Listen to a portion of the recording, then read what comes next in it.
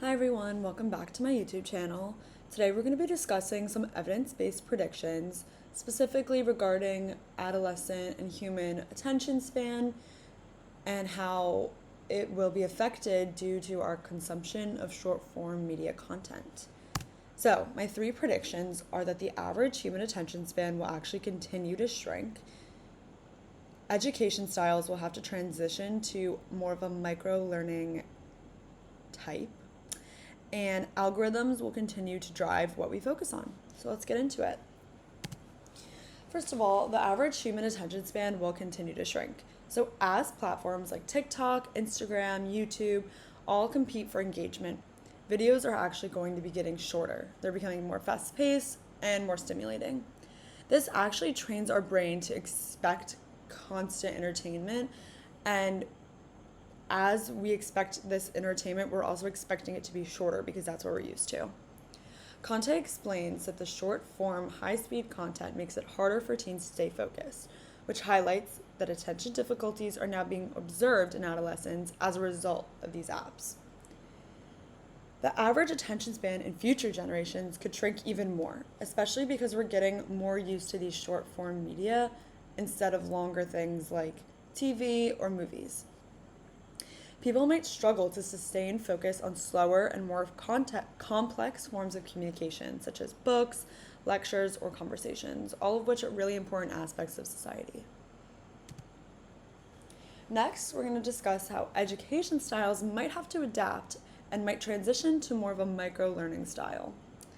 So researchers like Haliti Silaj and Sadiku found that undergraduate students who consume a lot of short-form videos tend to have shorter attention spans and a lower academic performance.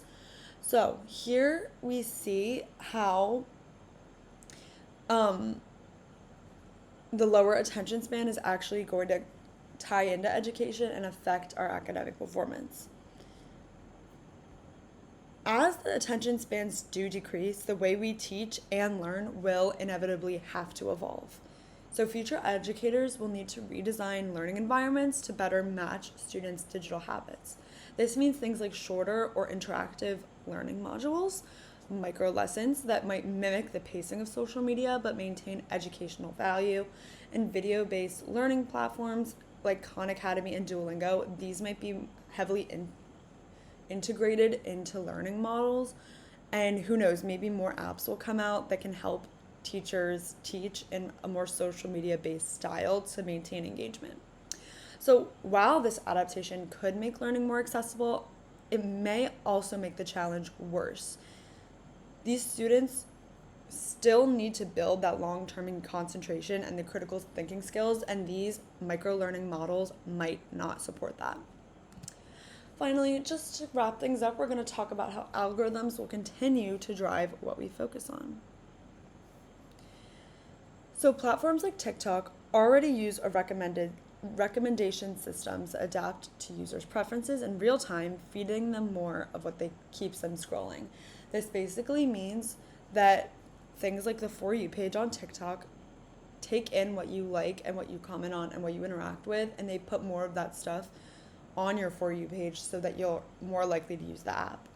Radesky, Bridgewater, and Black note that video apps use their algorithms to suggest content for kids that are short and exciting to keep them watching.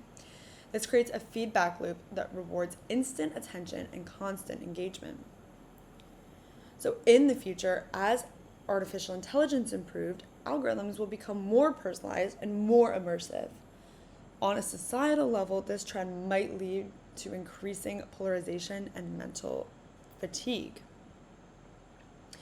So basically, this will make it harder for individuals to consciously direct their attention or to disconnect from the content that they're getting.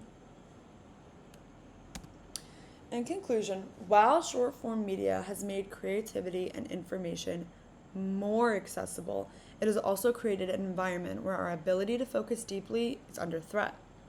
My documentary aims to capture this tension between connection and distraction, creativity and control. By interviewing my peers and presenting real research, I hope to raise awareness of how our everyday scrolling habits are shaping not only our minds, but the culture of our future. If you want to learn more, you can check out my blog. I'm going to have it linked in the description. And here are my references. Thanks so much for watching. I hope you learned something.